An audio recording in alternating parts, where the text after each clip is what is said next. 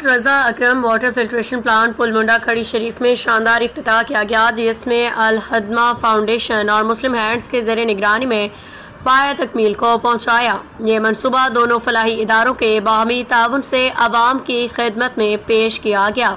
इब्तदाई इंफ्रास्ट्रक्चर अल हदमा के ताउन से, जबकि मशीनरी फिटिंग और टेक्निकली निज़ाम की फराहमी तनकीब में मुस्लिम हैंड ने मरकजी किरदार अदा किया।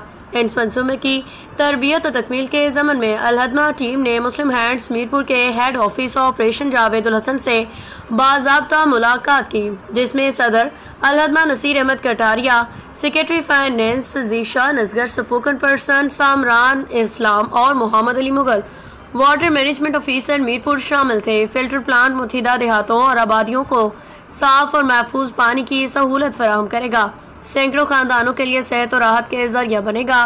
तमाम फाउंडेशन को मिलकर फिल्टर प्लांट्स की बंदिश और टेक्निकी फॉल्ट्स को दूर करने के लिए 1 महीने बाद विजिट लाजम करें। रिपोर्ट रजा अकरम।